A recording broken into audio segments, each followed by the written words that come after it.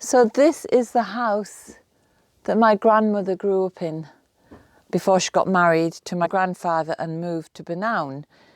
So it's a small little fisherman's house because her father was a fisherman. He was a widower and she had 5 or 6 siblings. I can't remember the exact number. And the last time I visited here, it was in better condition. It was a few years ago, and since then we've had a lot of storms and wind, and obviously just the elements have played havoc with a ruined cottage like this. You can see the way it was built, just made out of stones, not even cut stones. They're just chosen and put up in the place they'll do best. There's a little bit of mortar, but that's probably rough concrete to make repairs. This would be the main room of the cottage where all the family activity would have taken place.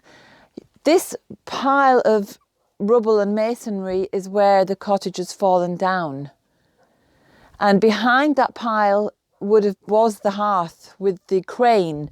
And the crane was a wrought iron contraption that lifted heavy cauldrons and kettles up and down above the fire. And that was intact, that was still there the last time we visited. But as I say, the weather has just really taken its toll on this old cottage.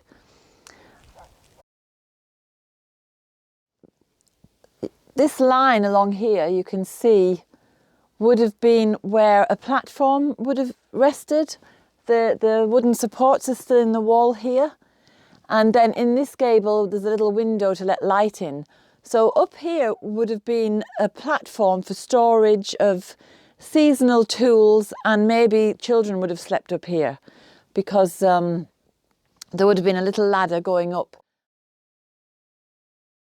Now, it might look a bit primitive. It certainly doesn't look very cosy as it is today, but it would have been cozy and snug, and everybody would have been crammed in together, I suppose, which would have helped them to keep warm.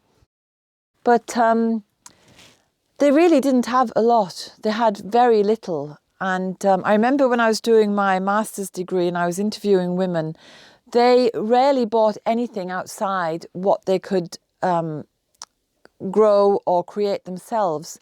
So, for example, one of the things they did, when they did buy flour and they did buy sugar, it came in big sacks. They would unpick the sacks, they would keep the thread to one side, and then they'd reuse that material to make underwear or pillowcases or aprons, and they'd reuse the thread to sew the new garments, which to me is incredible frugality and no waste. The walls are very deep. They're about they're a good 3 feet deep. So that, you know, the stone keeps out the heat in the summer and it keeps you warm in the winter because it's a passive solar energy. So it would have been quite snug. But you know, we've got the sea, we've got the ocean out there, so it's just a stone's throw to go to work if you're a fisherman, which my great-grandfather was. And you've got amazing views. In fact, I can see High Brazil out there today, which is another story for another day. Now this room, which is behind the family room or the main room where they would have done the cooking, their eating, everything would have happened in that room. But this is the master bedroom. It's the warm room because it's backing onto that fireplace and the fire would have been going 24/7. And there is a little fireplace in here as well. So they could have put in a small fire if it was really cold. But yeah, this is a good sized bedroom. But of course, there could have been 2 double beds in here with the parents in one and the children in another.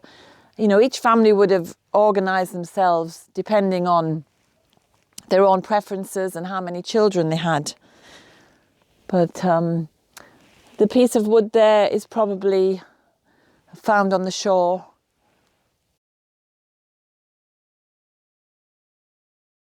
People were so frugal and sensible. They really used what they had and recycled and repurposed.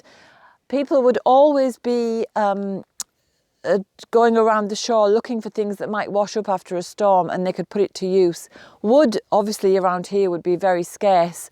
So any wood that was washed up in the old days would be used to make doors or window frames, or, you know, stakes around the place, or maybe something in the shed, stools, chairs, tables, whatever, depending on what wood was washed up.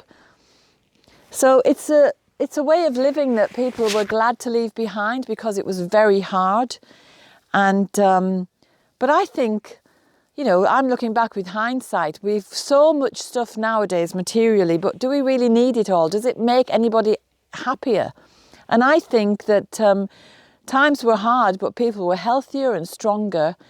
And maybe they were happier as well, despite the hardships of life, because they would have had a lot of challenges to overcome. And then that sense of fulfillment.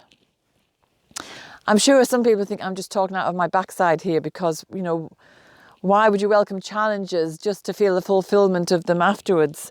But I think it was a more empowering time to live in, even though people didn't have very much, if anything. So it's an idyllic sight. It's a really lovely day today. We've got a blue sky. It's very peaceful. And even though we've got frost, it's actually warm in the sunshine. But it'd be very different on a winter's night when there's a terrible storm blowing. You'd really feel it here. It'd be lashing against the cottage. But they had no electricity in those days either. They had no running water.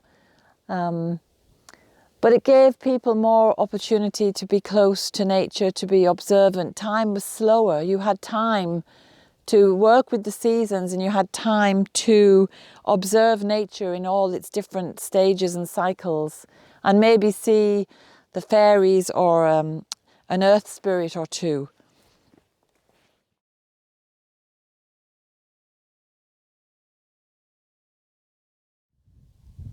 Because people had very little, they had to be self-reliant, and that applied to medicine as well. Because there was no medical card in those days, there were no pharmacies that you could go to. You had to look to the land or to the sea for your medicine. And many, if not the majority of people in Connemara would use a seaweed called corrigine for colds and flus. Corrigine, or Condus crispus. It's a fantastic demulcent and expectorant.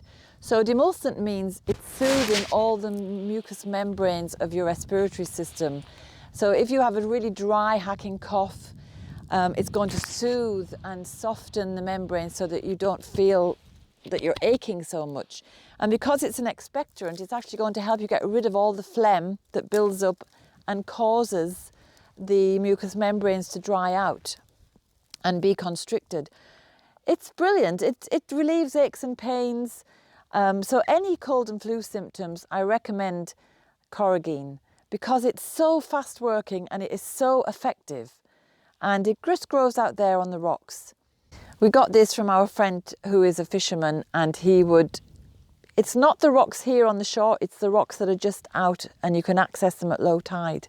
So he's brought this to us, and it's dried, it's ready for use, and you just you can use it as a tea or a tincture, but I'll be showing you what to do with it in the next video. So I hope you keep watching next time. But for now, I'm going to go back to my grandmother's cottage and have a little moment visualising her and her family when she was young, before she got married, and just soak in the atmosphere and soak in this beautiful scenery. So until next time, when I make the remedies with the corrigine, I'll see you then.